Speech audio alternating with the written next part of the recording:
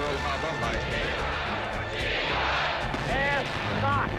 What your country can do. Kennedy has been shot. One small step for man. These truths to be self-evident that all men are created equal.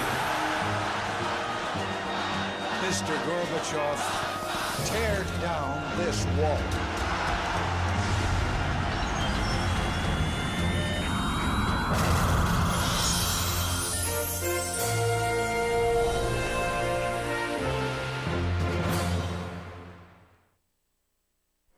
Eagle Houston, we see you on the stereo, over.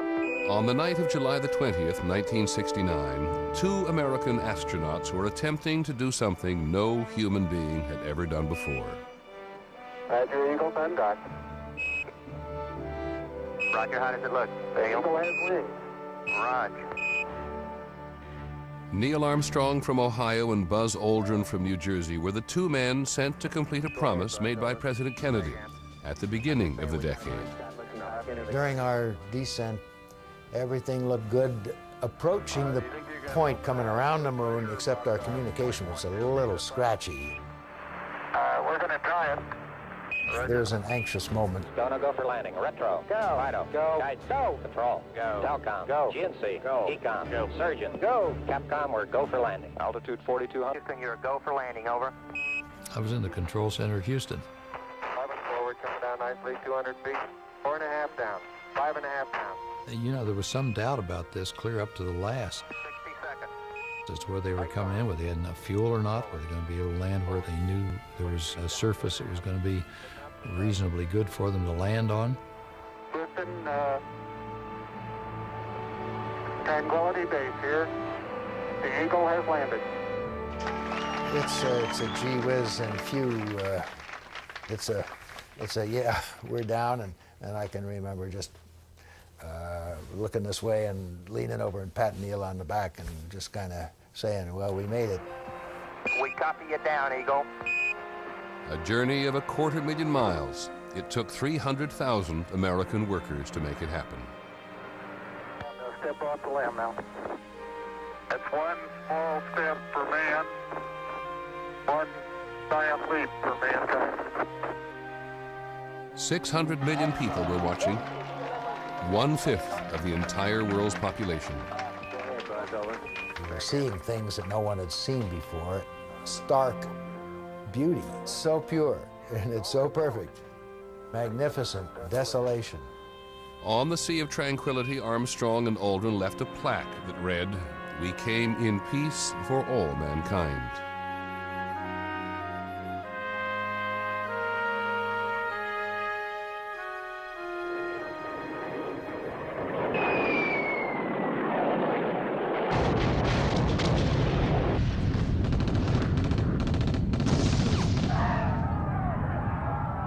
On Earth in the summer of 1969, peace and tranquility were merely concepts. At the end of the 60s, America was still haunted by memories of the young president, whose election had ushered in the decade and whose assassination had shattered its optimism. Kennedy's inaugural pledge to pay any price and bear any burden to defend freedom was being severely tested in Vietnam. President Johnson's further escalation of the war had cost him the presidency, and in 1968, Richard Nixon was elected largely on the promise to win peace with honor. To his supporters, that meant an outcome that would further American interests and ideals in the world. To his critics, it meant prolonging the horror. All we are saying is give peace a chance.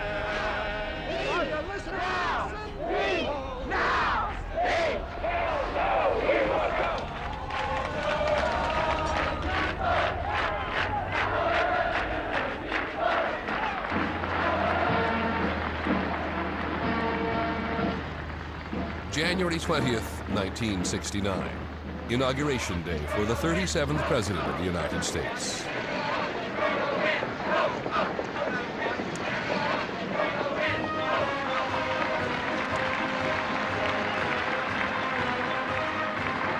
In these difficult years, America has suffered from a fever of words.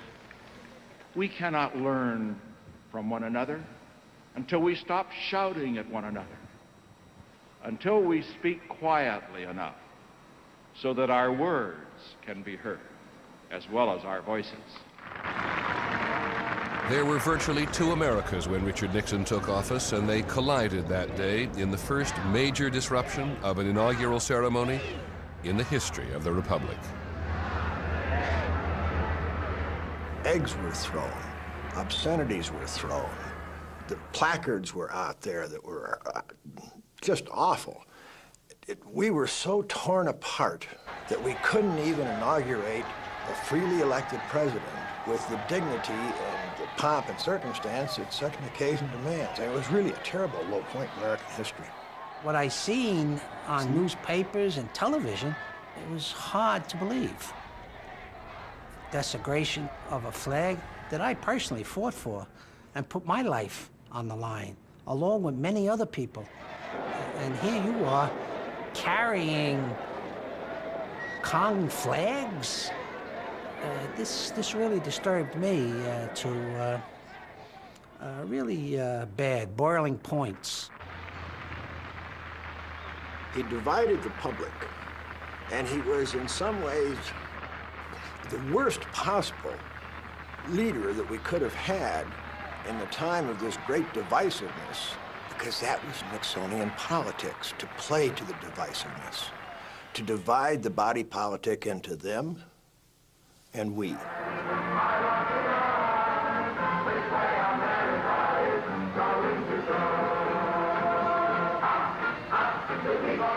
The we in that equation were the people the administration referred to as hard-working, tax-paying, patriotic Americans.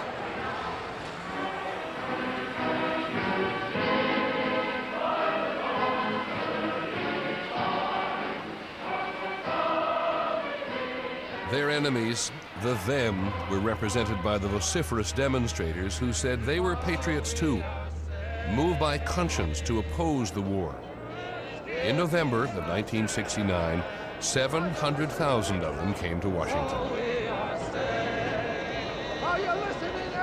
I'm not sure, looking back, that going to a rally like this was going to make any difference, but that was a time where there was an electricity in the air. Everybody's soul was involved in it. Everybody's heart was involved in it. We felt that we had some input in the world, and we could change the world. There was a revolution going on, and we were all a part of it. I think the people were really fed up with that crowd by the time we went into office. I think that during the Nixon administration, Patrick Buchanan was a speechwriter for the president and the vice president. The silent majority was what we call middle America. It looked upon these kids as very privileged. They were going to college, and then they were behaving like that when the other kids were in Vietnam doing their duty. So it was more a sense of disgust and fed upness.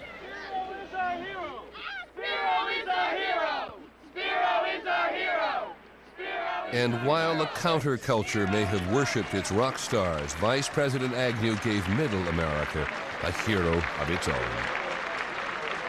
But Agnew's role was the bayonet of the Republican Party and the tribune of the silent majority. Thank you very much. And he played that role extremely well.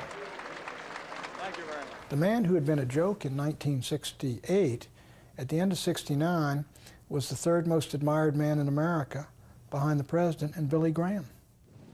A spirit of national masochism prevails, encouraged by an effete core of impudent snobs who characterize themselves as intellectuals.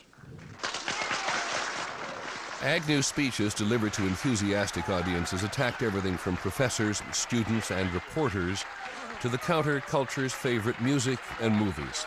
By the late 60s, everything was political. A popular recent movie, I won't name it here because I don't want to promote it, has as its heroes two men who are able to live a carefree life off the proceeds of illegal sales of drugs. No sympathy is wasted on the wrecked lives of the people who bought their drugs or financed our heroes' easy ride.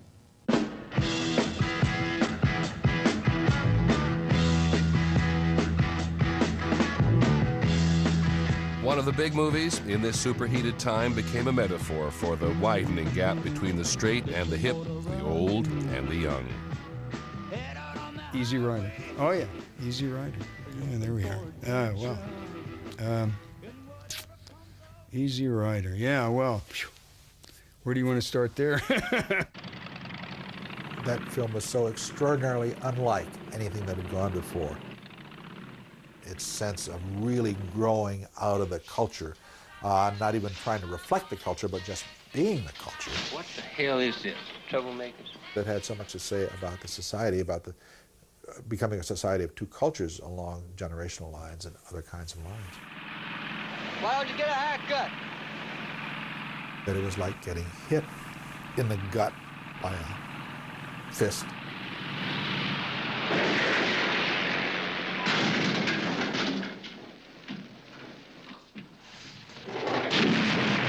My idea was basically to talk about America, talk about the problems, and at that time, I felt that the country was going to explode. It wasn't going to, it was exploding, and it was really happening. As the 60s came to a close, the violent and deadly backlash in Easy Rider was an eerie foreshadowing of real events to come. Communication with somebody south of here, push him north on a sprout into us.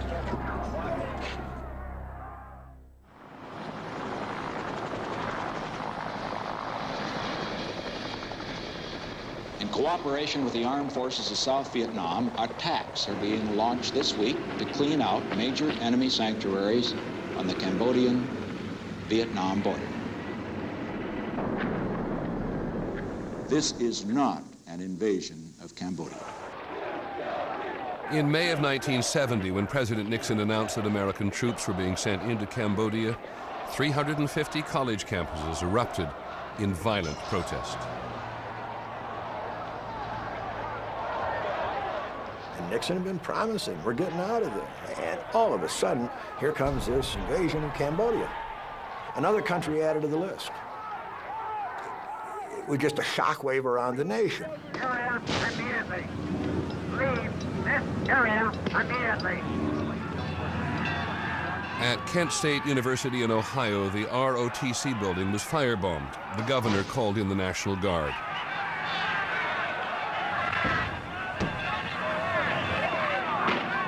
Taunts and rocks were thrown.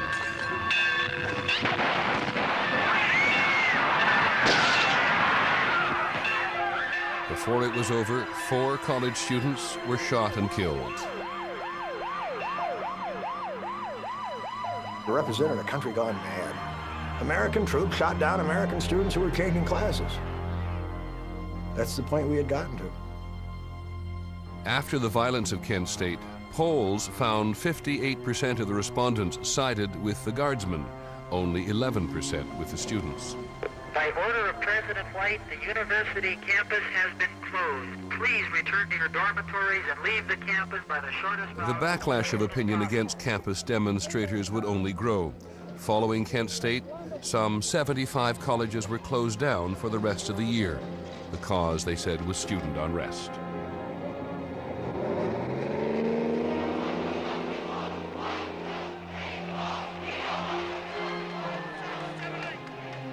Four days after Kent State, a massive demonstration in Lower Manhattan set off legions of hard hats whose rage had been building for years. It was never planned to explode, but it did explode. Well, I was on Water Street, and we all just headed towards Broadway, and all you could hear was just shouting in senses of, let's get the bastards and let's finish this once and for all.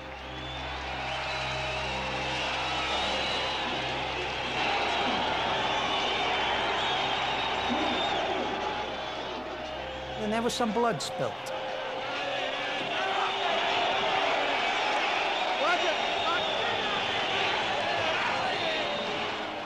But it was all in anger, all in vengeance. Let's get them. And a lot of people, including myself, was releasing the hate and the feelings that you had.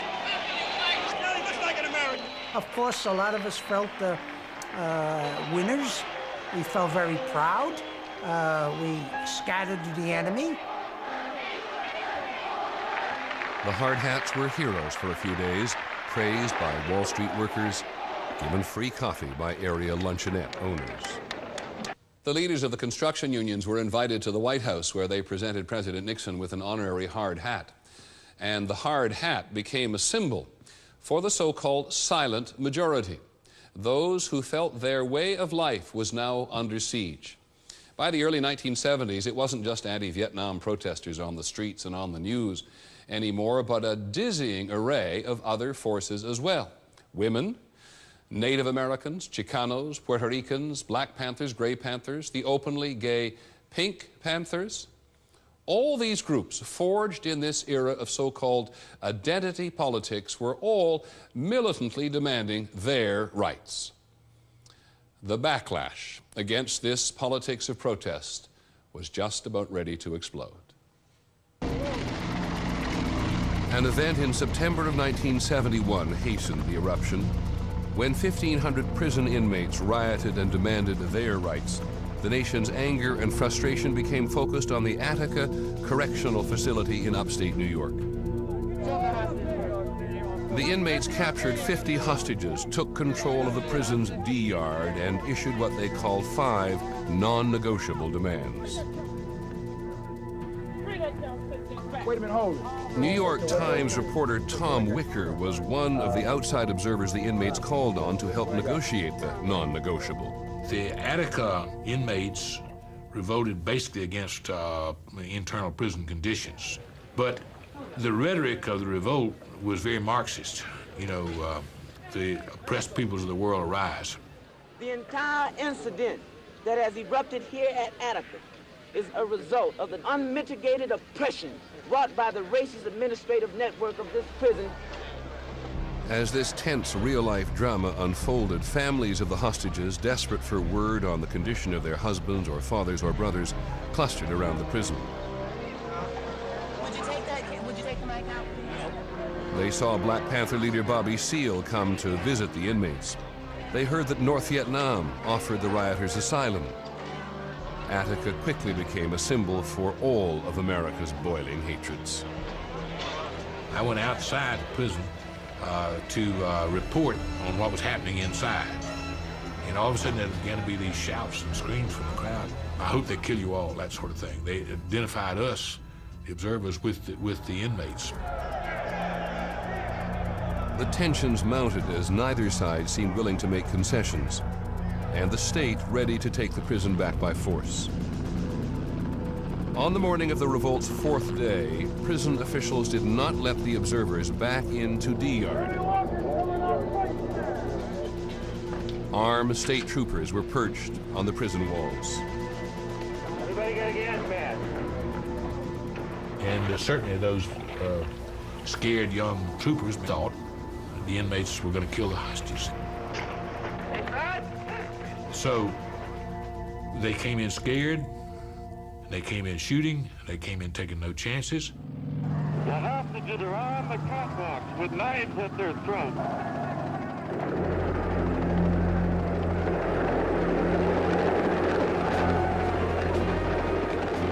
The 4-day standoff ended in 9 minutes of mayhem. Helicopters dropped CS gas on D-yard and state police marksmen opened fire, killing 29 inmates and 10 hostages.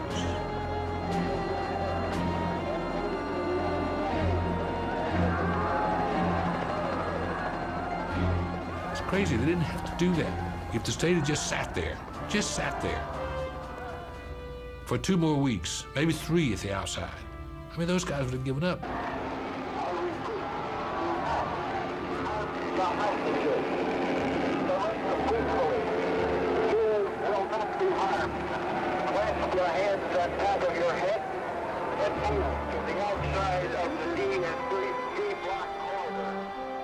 What is it now, 20-odd years later? I can't get over that feeling. They didn't have to do that, you know, but they did.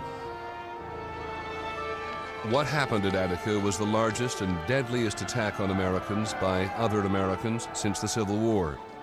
And in 1971, it often looked as though the country was in the middle of another civil war.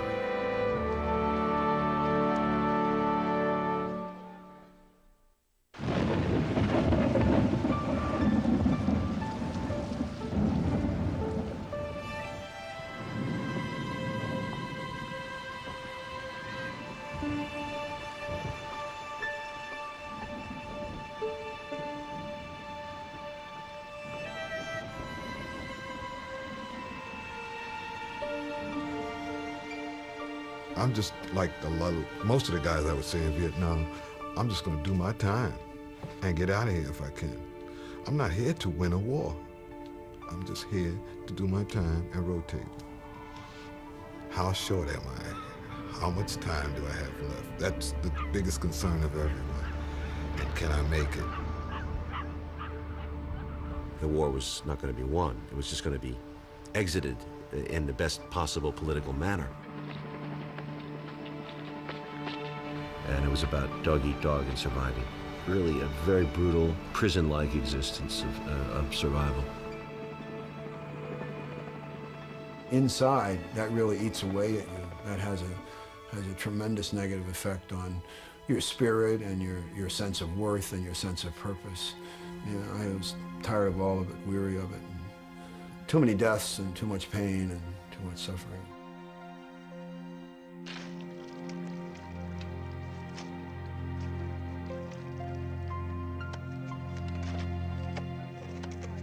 By 1970, American troops left in Vietnam felt the country was abandoning the war and them. The number of American ground forces had been cut in half as part of President Nixon's pledge to win peace with honor. As the pullout continued, new recruits, overwhelmingly draftees, felt they were being asked to fight a war already lost on the battlefield and despised at home. The enemy had no doubt about its purpose. Its only way out of the war was victory or death. Unlike American soldiers who came to Vietnam and they came only for 1 year and then got out, in Vietnam there was no draft period like 1 or 2 years. So you would go on to the end of the day, to the end of the war.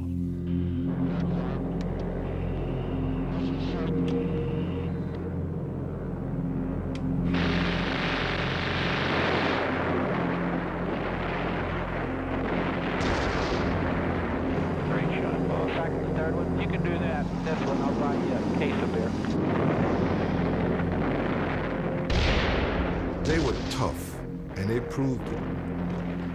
When the trails were bombed, they would carry all of their gear on their back. They would hump it for days. They were fighting for home, which is something I wasn't doing. When you're fighting for home, you get down.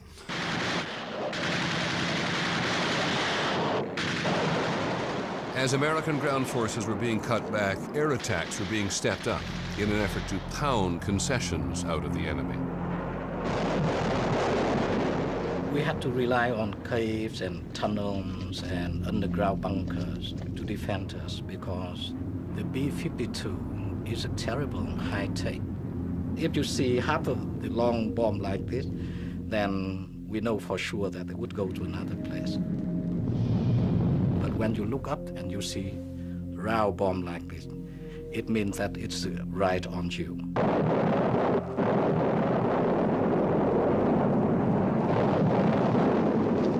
But continuous rounds of bombing and hundreds of thousands of casualties did little to deter an adversary continuously resupplied by China and the Soviet Union, and able to recruit seemingly endless numbers of people. This is truly a national mobilization in that all people, men and women, young children, took part in the national effort of war. We saw an escalation of the anti-war movement all over the world, and even in America. We heard about the killing of the student in Kansas State and everything. The news from the anti-war movement all over the world gave us strength. Walt Kurtz, Tennessee, 4 Bronze Stars. Right on. In America by the early 70s, protesters against the war included some of the men who had fought in it. Once eager soldiers who now felt lied to and betrayed. I pray that time will forgive me and my brothers what we did. I wasn't in Washington where they threw their medals. I thought I'd try to do one better, and I sent my campaign ribbons to President Nixon. I saw the war as completely unwinnable, which made it even worse, even more criminal to go on fighting a war that you know you can't and won't win. It struck me as worse than criminal, struck me as insanity. As the war dragged on into the 10th year of American military involvement, there was still no end in sight. Vietnam had already brought down one president and was now threatening to bring down another. President Nixon's standing in the polls dropped severely as the promise of peace with honor proved elusive. Peace talks in Paris with the North Vietnamese were stalled over the concept of mutual withdrawal and the release of American prisoners of war. Secret negotiations between National Security Advisor Henry Kissinger and Lee Dak-to were not making any progress. But in February of 1972, another set of secret negotiations did lead to one of the biggest diplomatic coups of the 20th century. In one stunning swoop, the Cold War politics of the post-war era changed. America was recognizing and dealing with the communists. Nixon was the great anti-communist, and to come on national television and announce that I've been invited to China and I've accepted with pleasure, it was astonishing. And you could tell by the reaction of the press. White House aide Patrick Buchanan was on the trip the president called the week that changed the world. We have at times in the past been enemies. We have great differences today. He went to Beijing, frankly, because he was trying to work the foreign policy game to get the United States out of Vietnam with honor. Nixon's aim was to have the Chinese pressure their North Vietnamese allies to come to terms at the peace table. And just 4 months after China, Richard Nixon became the first American president to visit Moscow, where he and Leonid Brezhnev signed the first Strategic Arms Limitation Treaty. The president got something else as well. He wanted Mao and Zhou Enlai in Beijing to have sleepless nights wondering what's Nixon talking to Brezhnev about over there in Moscow tonight. And he was a genius at this. And putting those tensions on, which had the effect of blocking Soviet or Chinese getting together to present a united front against the United States in Vietnam. Nixon had taken a calculated chance, and it had worked. The Soviet Union cared more about getting controls on American offensive missiles and preventing the Americans from broadening and thickening an anti-ballistic missile system than they did about their little allies in North Vietnam, who were getting the living hell bombed out of them. And there was a sense of being betrayed, sold off, at that time by the superpowers. No longer able to depend on their powerful allies, the North Vietnamese appeared ready to make concessions at the peace talks. In October of 1972, there was an announcement from the National Security Advisor. We believe that peace is at hand. A month later, President Nixon, now seen as a seasoned world statesman, was re-elected in a landslide.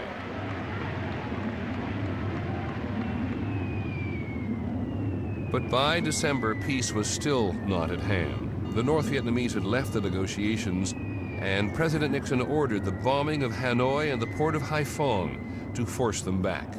For 11 days, American B-52s pounded Hanoi with 40,000 tons of bombs.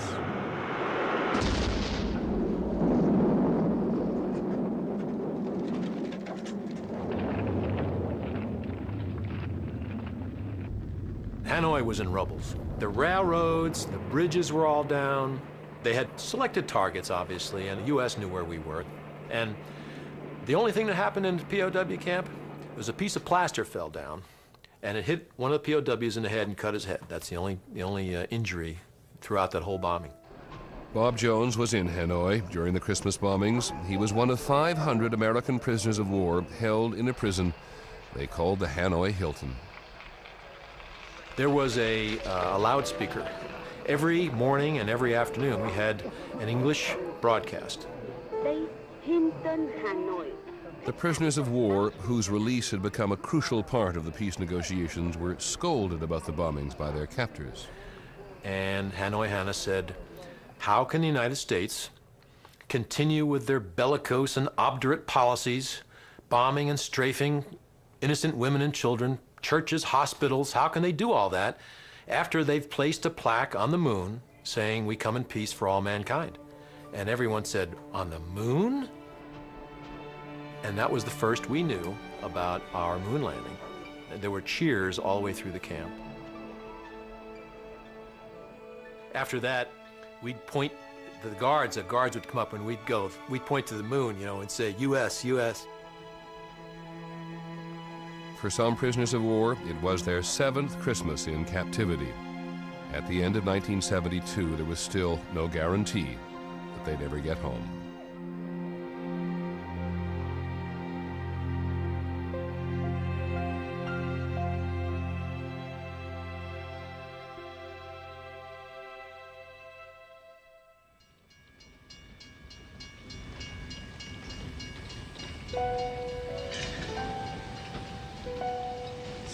The end of America's longest war was met with no celebration in Times Square.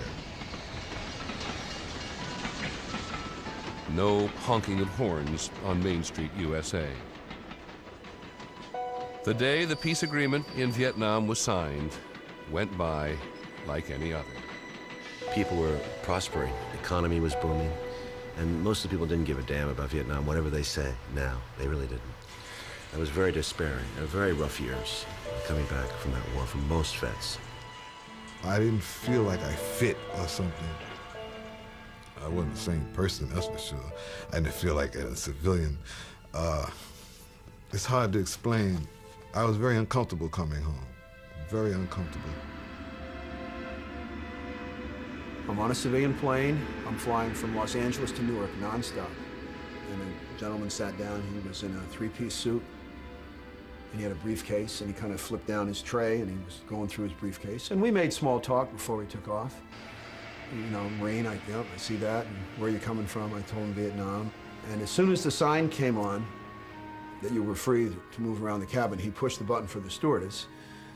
She came, and he looked up at her, and she said, "Can I help you?" And he said, "Yes, I need another seat on this airplane as far away from this gentleman as I can get."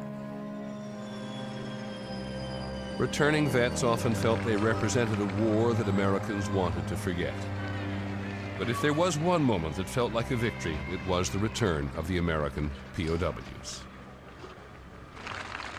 So we thought, well, you know, maybe you get your name in the paper, but nothing like that it was. People everywhere we went that didn't know us, we didn't know them, outpourings of emotion and feelings, tears. It was just overwhelming, it really was.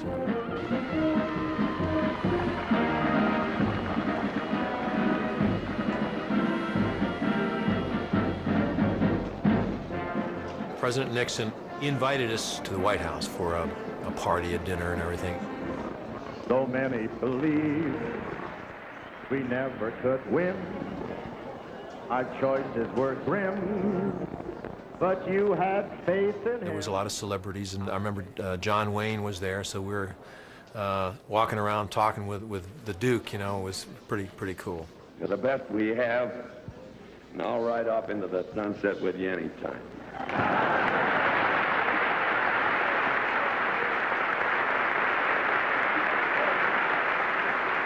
It was a grand time. It was fun, a lot of fun. Faith and loyalty to our cause, America, and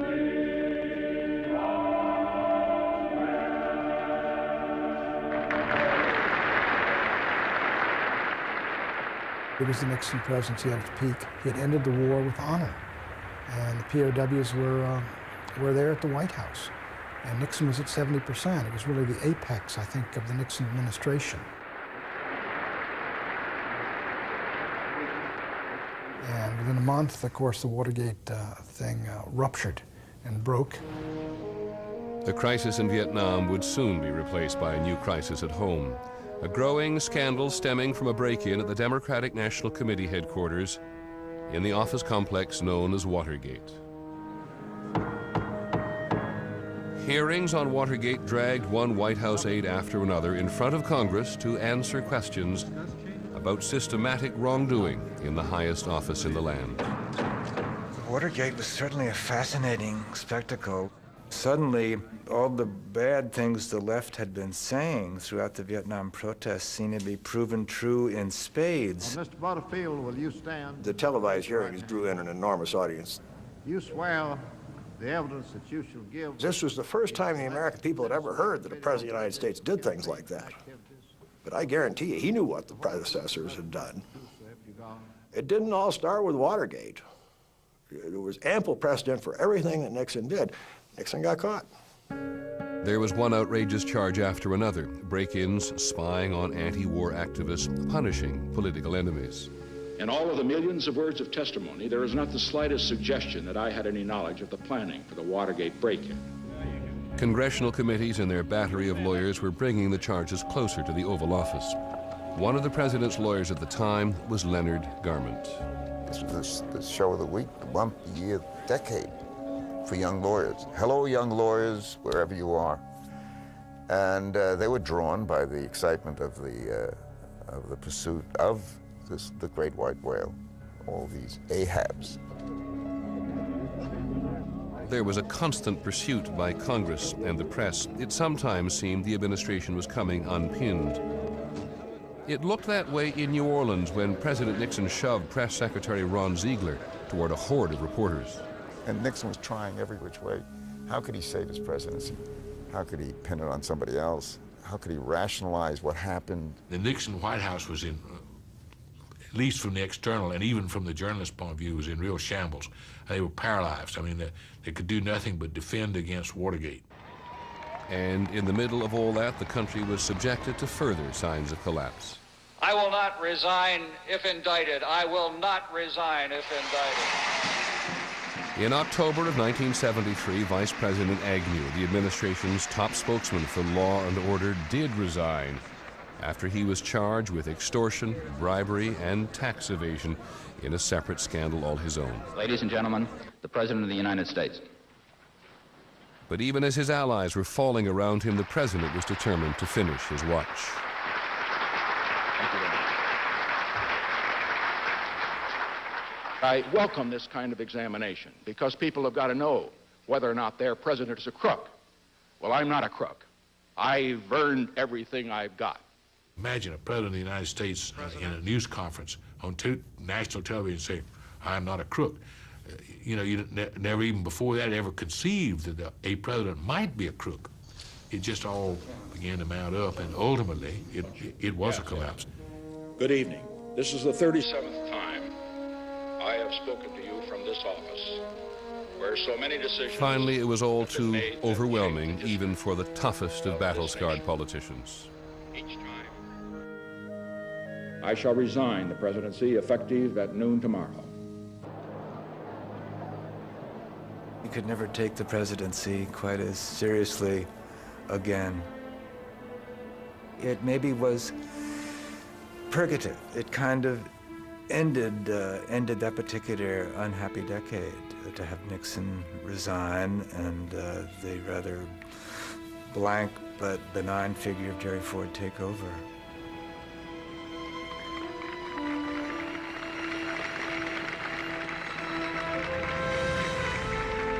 His resignation was a relief, a casting off of an old snakeskin, moving forward.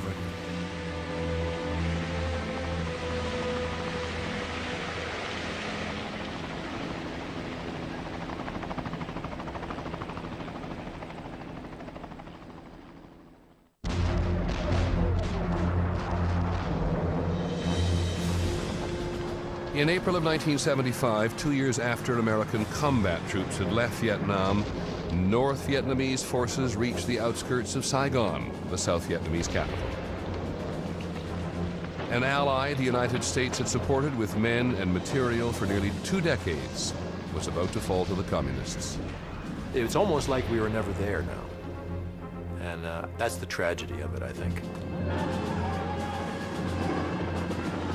On April the 29th, there were still more than 1,000 American personnel in the city. They and 6,000 desperate South Vietnamese were helicoptered out as the last remnants of American power fled Saigon. Veteran Phil Caputo had returned to Vietnam as a reporter. And the North Vietnamese were shelling Tan Son Nhut Air Base. Well, I remember some of those shells landing close to when the building was just trembling. And somebody said, "Go, go, go." And I remember running out and just leaping in this big CH-53 helicopter, huge thing. Come on, this way, hey, this way, come on. Come on, let's go. Must have been 60, 70, maybe 80 Vietnamese refugees and a few American newsmen, a handful of people from the embassy. And then the helicopter took off. I remember just looking down and just seeing this brown and green country. And then we crossed the coast. The sight I'll never forget, the 7th Fleet had mustered out there. They were going to take refugees out. I looked at all of this might, and I said, we got whipped by a bunch of peasant guerrillas in the end. On the next day, victorious North Vietnamese troops rolled into Saigon. 10 o'clock in the morning, the radio announced that, the South Vietnamese had surrendered. And that was it, we hugged one another and cried. And for me, it's a many long years. And now we see the final day.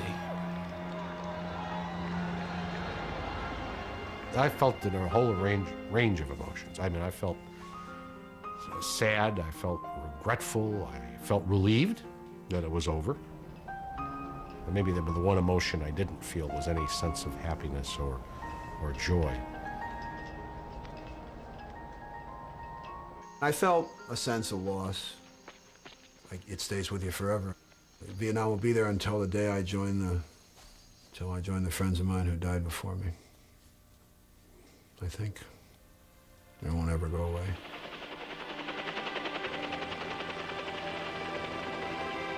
For America, the fall of Vietnam would symbolize the end of an era, the post-war era of confidence, unity, and optimism. America had found that there were some burdens too great to bear, and some prices too steep to pay.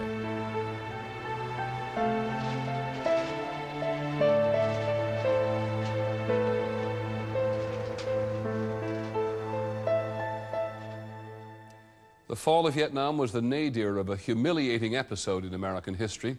The desire to begin again, to recover some sense of national purpose, would drive American life through the remaining years of the 1970s.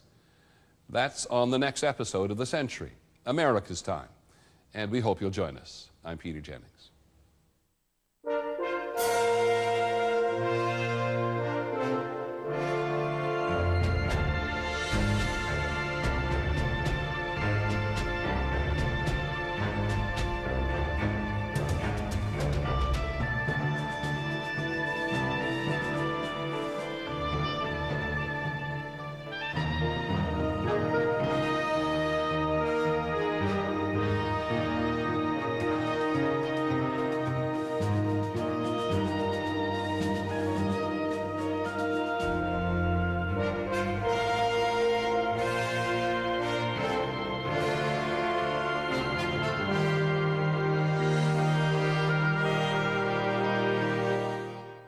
President of the United States.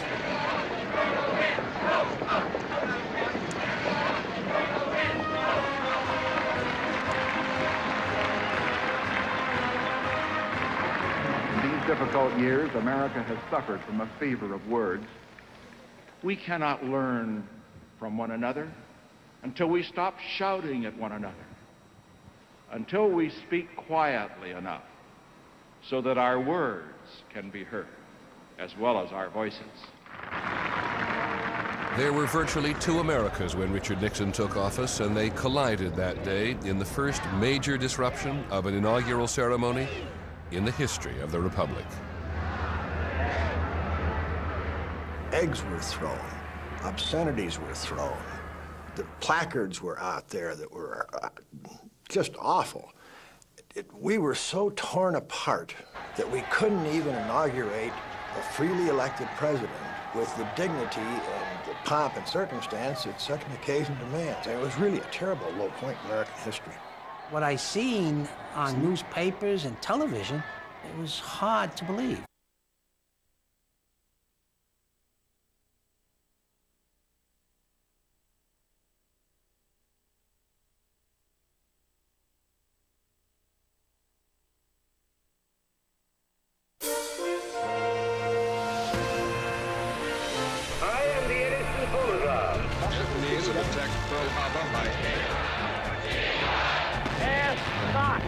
What your country can do. Kennedy has been shot. One small step for man. These truths to be self-evident that all men are created equal.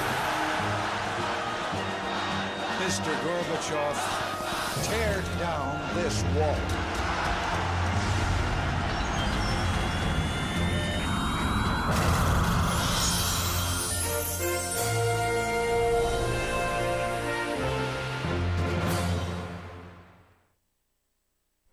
Eagle Houston, we see you on the stereo, over. On the night of July the 20th, 1969, two American astronauts were attempting to do something no human being had ever done before. Roger, Eagle, contact. Roger, how does it look? Eagle. Leaning over and patting Neil on the back and just kind of saying, well, we made it. We copy you down, Eagle. A journey of 250,000 miles. It took 300,000 American workers to make it happen. Step off the limb now. That's one small step for man, one giant leap for mankind. 600 million people were watching, 1/5 of the entire world's population. We were seeing things that no one had seen before. Stark beauty. It's so pure, and it's so perfect. Magnificent desolation. On the Sea of Tranquility, Armstrong and Aldrin left a plaque that read, "We came in peace for all mankind."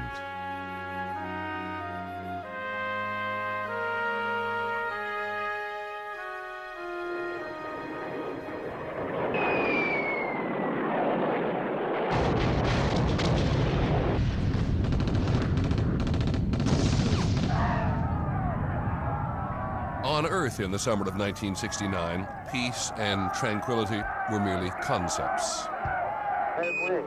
Roger. Neil Armstrong from Ohio and Buzz Aldrin from New Jersey were the two men sent to complete a promise made by President Kennedy at the beginning of the decade. During our descent, everything looked good approaching the point coming around the moon, except our communication was a little scratchy. We're going to try it. There was an anxious moment. Go for landing. Retro. Go. Fido. Go. Guide. Go. Control. Go. Telcom. Go. GNC. Go. Ecom. Go. Surgeon. Go. Capcom, we're go for landing. Altitude 4,200. Houston, you're a go for landing, over. I was in the control center at Houston. 11 forward, coming down nicely, 200 feet. 4.5 down. 5.5 down. You know, there was some doubt about this clear up to the last. 60 seconds. As to where they were coming in, whether they had enough fuel or not, were they going to be able to land where they knew there was a surface that was going to be reasonably good for them to land on. Houston, Tranquility Base here. The Eagle has landed. It's a gee whiz and phew. It's a yeah, we're down, and I can remember just looking this way and. At the end of the 60s, America was still haunted by memories of the young president, whose election had ushered in the decade and whose assassination had shattered its optimism. Kennedy's inaugural pledge to pay any price and bear any burden to defend freedom was being severely tested in Vietnam. President Johnson's further escalation of the war had cost him the presidency, And in 1968, Richard Nixon was elected largely on the promise to win peace with honor. To his supporters, that meant an outcome that would further American interests and ideals in the world. To his critics, it meant prolonging the horror.